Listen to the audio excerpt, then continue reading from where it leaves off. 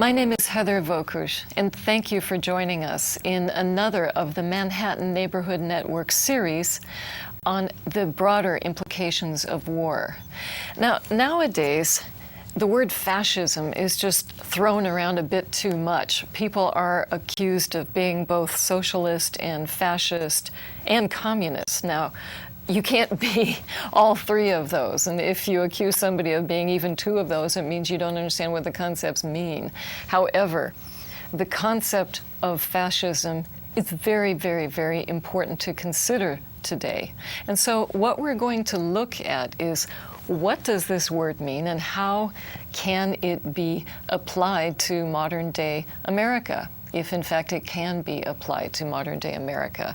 Now, in 2003, a political scientist named Lawrence Britt wrote a very seminal article in which he looked at different fascist regimes throughout history, such as Mussolini's Italy, Suharto's Indonesia, and of course, the reign of Hitler. He looked at 7 different regimes internationally, very different regimes, very different countries, but all of them had elements of fascism. And then he condensed these fascist ways of dealing with power and abusing power and structuring government into 14 points, these 14 points of fascism.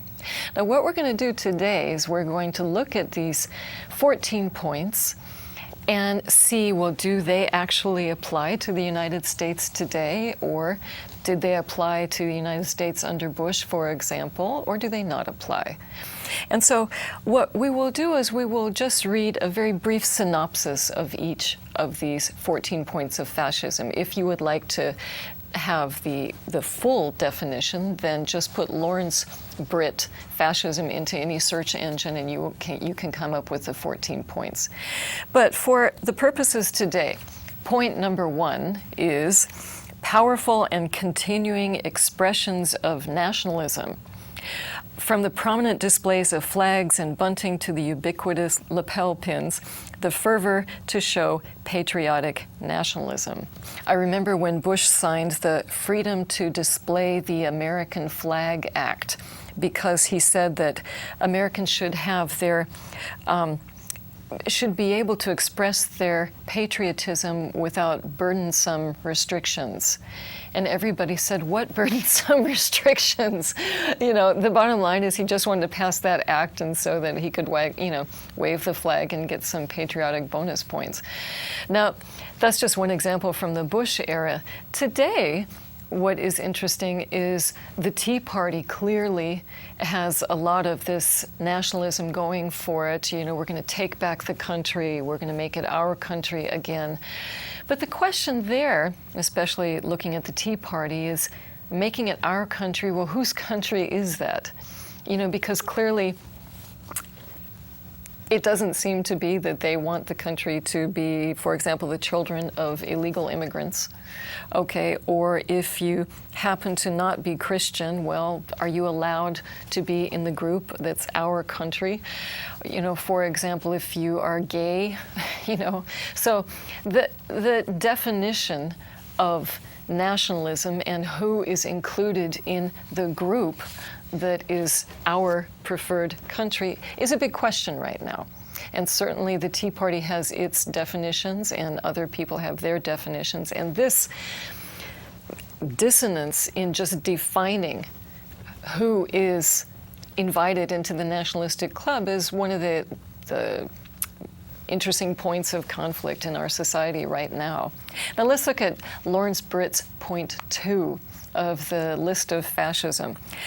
It's disdain for the importance of human rights.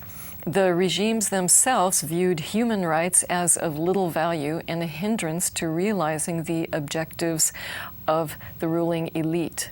Before Obama came to power, when he was campaigning, he made many promises, and he made many speeches indicating, for example, that he didn't agree with the Patriot Act and he would try to increase human rights. Well, of course, you know, in February 2011, President Obama just signed an extension of the Patriot Act. This fighting against the Patriot Act hasn't exactly happened yet, and as we all know, the Patriot Act really is not very beneficial for human rights. It is a human rights catastrophe and does not, you know, contribute to the security of the country.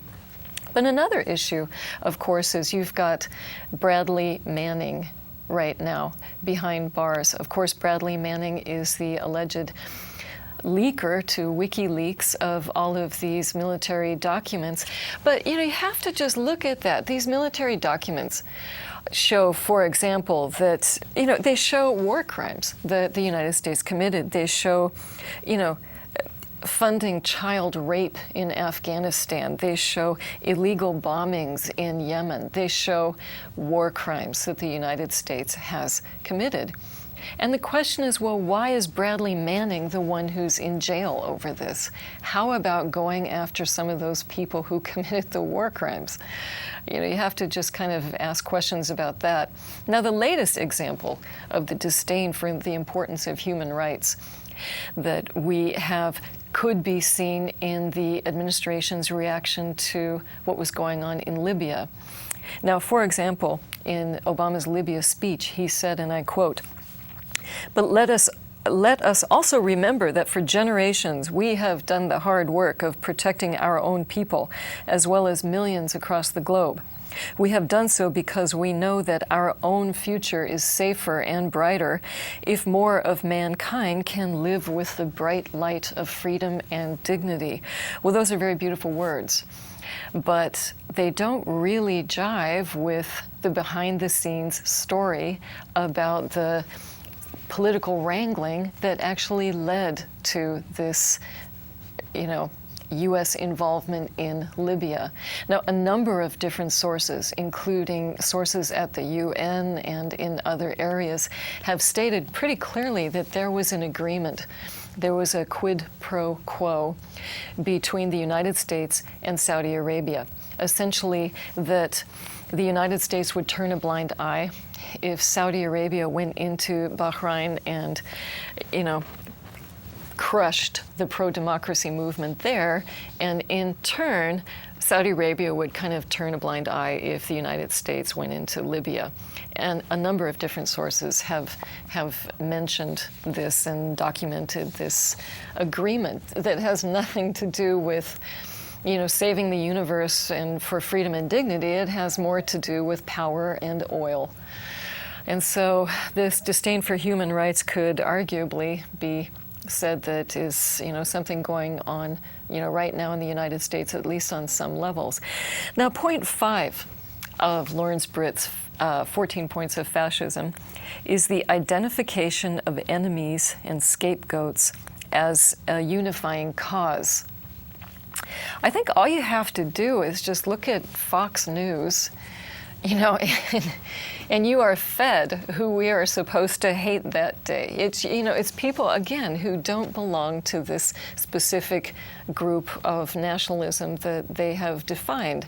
You know, so if, for example, you happen to be Muslim, or, for example, you happen to be gay, or you happen to have dissent, you know, against the powers that be, then often you're criticized for that. I'm going to just read you some quotes that come straight off Fox News. And again, this is talking about the identification of enemies and scapegoats as a unifying cause. Here are some quotes from Rush Limbaugh, and they all refer to African Americans, okay? One is, have you ever noticed how all composite pictures of wanted criminals resemble Jesse Jackson? A little bit racist there, Rush. Here's another Rush Limbaugh quote.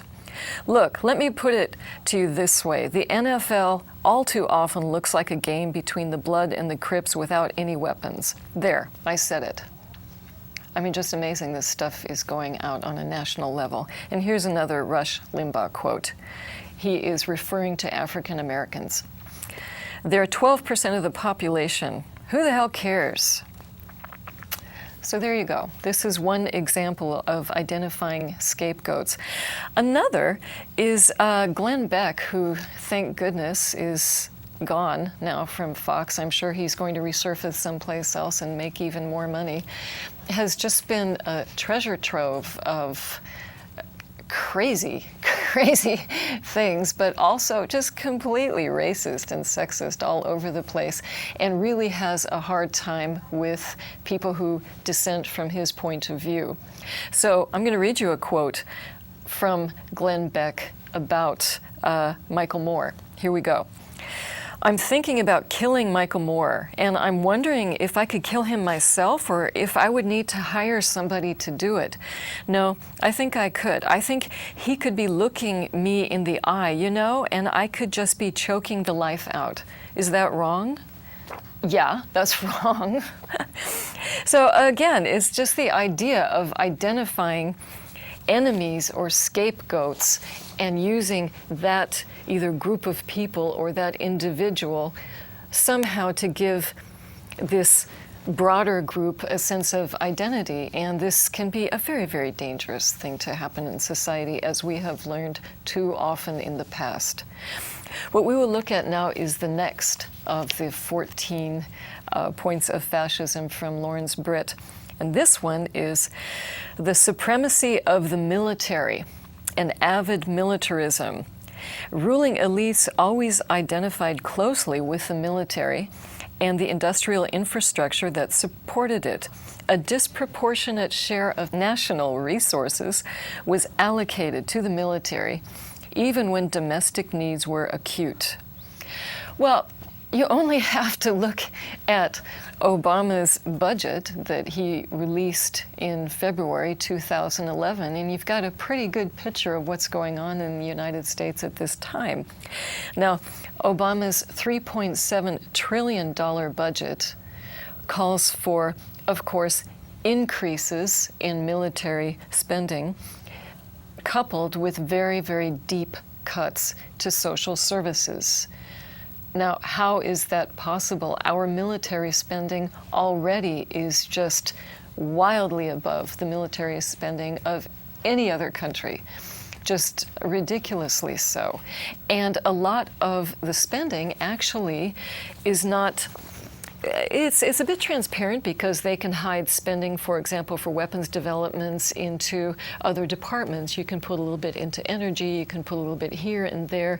And so the amount of money that we see is being spent on the military area. Actually, you can add even more to that if you really look into the budget. But the bottom line is that the Obama budget that he just put out not only increases military spending, but also, in light of this horrific development in Japan with the nuclear reactors, leaking radiation and the really apocalyptic possibilities there. Well, of course, Obama's budget that he just put out increases money for the construction of nuclear power plants in the United States. Okay, so we got money for war, we've got money for more nuclear plants, but let's really talk about if we can have health care. That's too expensive. Or let's really talk about if, education matters. No, we shouldn't waste money on things like that. So our priorities clearly are wrong, right now. Let's look at another point of Lawrence Britt's 14 points of fascism. This is point 5, and it is rampant sexism. Beyond the simple fact that the political elite and the national culture were male-dominated, these regimes inevitably viewed women as second-class citizens. Now, MoveOn.org released a brilliant top 10 list recently. They called it Top 10 Shocking Attacks from the GOP War on Women. And it's the kind of thing that you read and you kind of have a giggle about because it's just so insane.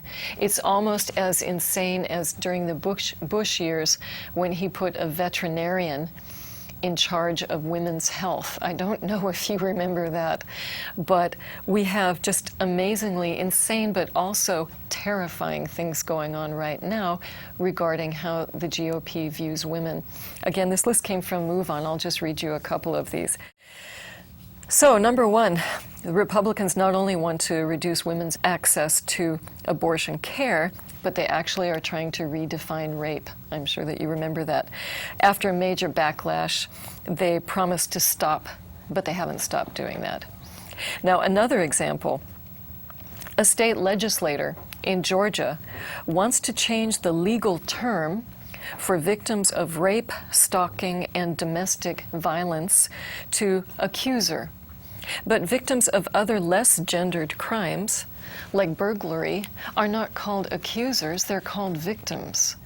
And so even they want to change the language around it so that women would not be allowed to be victims of crimes. They would have to somehow just be accusers, which would indicate on some level that the crime didn't actually happen.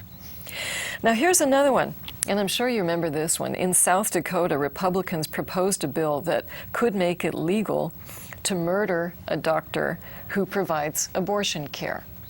Now, as we know, that bill was put away, but I mean, it did get attention and it did get support, and who knows when a bill as crazy as that could actually come back. Here's another one.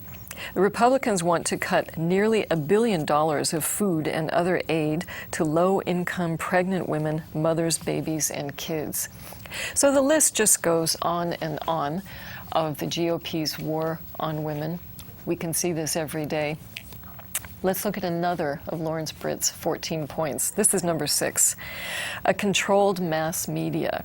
Under some of the regimes, the mass media were under strict direct control and could be relied upon never to stray from the party line.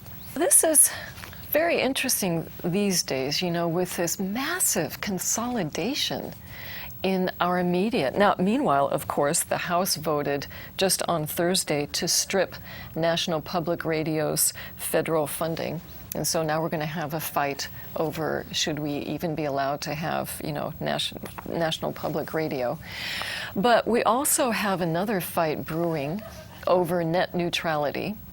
And the bottom line is that, for example, the FCC recently voted to say, to, in a way, decrease the right of internet companies to kind of control things. The FCC wants to increase the level of control that it has. But of course now it's being fought tooth and nail by Verizon and other of these companies that say, no, these large internet companies, we want to make the rules. And if they make the rules, then, you know, that can't be a good thing. It's going to probably cost the rest of us more, and possibly we will be losing some of our freedom in the process. But let's return to the concept of consolidation, because again, that is directly connected to a controlled mass media. Now, the bottom line is there are roughly 6 huge conglomerate companies that just own and control so much of media that it's, you would have to say it looks pretty much like a monopoly. Let's just look at some of those. For example, you've got General Electric. Now they own, and I'm going to read some of this, they own the television networks NBC, Telemundo. They also own Universal Pictures. They own Focus Features, MSNBC, Bravo, 26 television stations in the United States. And they also own 80% of NBC Universal. Now, you can guess, now clearly these are different companies, but if you've got one parent company over these, then the opinion of whoever happens to be sitting in the top CEO office clearly is going to be disseminated in one way or another. What this also means is, for example, these 26 television stations in the United States, how much freedom do they have to really report local news and fresh perspectives? You know, or are they just peddling like everybody else, you know, crap like Dancing with Stars and, oh, who won American Idol this week? You know, that's why, for example, I mean, I sit here now in the Manhattan Neighborhood Network. The work that public access channels and media is doing is so critical to the democracy of our country. This arena is just one of the areas that can fight back against this massive media consolidation and the consolidation of power that goes along with it. Let's look at just one more of these huge conglomerates. Well, other examples, of course, are Walt Disney, you've got Time Warner, you've got Viacom, you've got CBS. But in detail, let's look at the king of all evil, News Corp.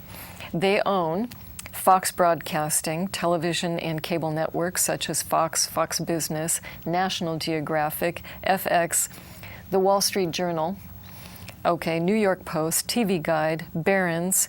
They also own HarperCollins, film production companies, the National Rugby League, and, you know, for example, MarketWatch.com. Well, as we have learned, you know, if, for example, you know, Murdoch or somebody else wants to have some message disseminated, it can be disseminated, again, through MarketWatch in the economic field, in the Wall Street Journal, through Fox. You know, this can also be disseminated on that level. And so when you've got one message coming out through all of these different media sources, again, that is one of the signs of encroaching fascism. And that is not a good thing. Now, point number 7 of Lawrence Britt's 14 Points of Fascism is obsession with national security. Now, I'm going to read you a quote, and I'd like you to guess who it is that said this. Of course the people don't want war, but after all, it's the leaders of the country who determine the policy, and it's always a simple matter to drag the people along, whether it's a democracy, a fascist dictatorship, or a parliament, or a communist dictatorship. Voice or no voice, the people can always be brought to the bidding of the leaders. That's easy. All you have to do is tell them that they're being attacked, and then denounce the pacifists for lack of patriotism and for exposing the country to greater danger. Now, who do you think said that? Well, that was Hermann Göring, the Luftwaffe commander and a Third Reich official. But what he's saying really has been used in in contemporary society. We can see that. How many peace activists do you see being interviewed on your major networks, you know? But, for example, we are involved in military conflicts in Afghanistan, in Iraq, in Pakistan, and now apparently Libya. But if you have a pacifist who says, well, we shouldn't really be there, why are we there? For one, they're not allowed to talk on mainstream media for the most part. You can have generals, you can have military people talking about why we should be there. But if people would disagree, then they often are accused of being not patriotic. Or, again, this obsession with national security. We are being told that, well, we have to be there because it's safe for our country, which clearly it doesn't seem to be. If you are involved in other countries, invading them and occupying them, often they aren't happy with that. Along with this, now, when President Obama was running for office, he really did strongly suggest that he was going to close Guantanamo. That hasn't happened yet, and we will see when that actually happens, if it does. Not holding my breath, I can tell you. Now, point 8 on Lawrence Britt's list of 14 is religion and the ruling elite tied together. Well, you know, we can see that here. I don't think that things have really changed all that much from, you know, the Bush years to the Obama years. But the bottom line is the connection between religion and the ruling elite means Christian. for the most part, and, to a certain extent, Jewish. But if you're agnostic, if you're atheist, if you're Hindu, if you're Muslim, well, again, that's out of the safe area of nationalism that we are being, spoon-fed. And so the connection between religion and the ruling elite is that if you want to be in power, then you're going to be spouting how good a Christian you are, and, I have Christian values and all that kind of thing. Now, number 9 on the list is just terribly, terribly, terribly important, and this is the power of corporations is protected. It's amazing. I mean, nowadays corporations are considered to be people. They have the same legal rights as people. I'm going to give you a quote, actually. This has been attributed to Benito Mussolini, who was the Italian dictator. He said, and I quote, "Fascism should more appropriately be called corporatism because it is a merger of state and corporate power." In other words, you have a synergy between the government and corporations, and this is not a synergy promoting democracy. This is promoting power for the politicians, and this is promoting economic advantage for the corporations for the most part. Let's give you some current day examples of that. For example, Bernie Sanders talked about how these major corporations were not paying taxes. For example, ExxonMobil made $19 billion in profits in 2009 and paid no federal income taxes. Another, Bank of America, received a $1.9 billion tax refund and bailout, and even though it had made $4.4 billion in profits. So what we have done so far is we have looked at 9 of Lawrence Britt's 14 points of fascism. Now, I'm not saying that we're in a fascist state right now, but the bottom line is that in entering a democracy, entering the path going from a democracy to a fascist state, it isn't something that happens overnight that is very, very clear. It happens because changes happen little by little by little, and what we can do as citizens to protect our democracy is every time, well, first go online and look at those 14 points. And then every time you hear something in the news, possibly you won't hear it in the mainstream news, so please tune into the Manhattan Neighborhood Network. Every time you hear something that's a little changed, then take note and think, well, what could I do that could maybe help that? What could I do to promote democracy? We are in a critical time in our democracy, and all of our voices are needed and all of our energy is needed. So once again, I thank you very, very much for joining us in this latest of the series of the Manhattan Neighborhood Network's series on the broader implications of war. My name is Heather Vokush, and thank you for joining us.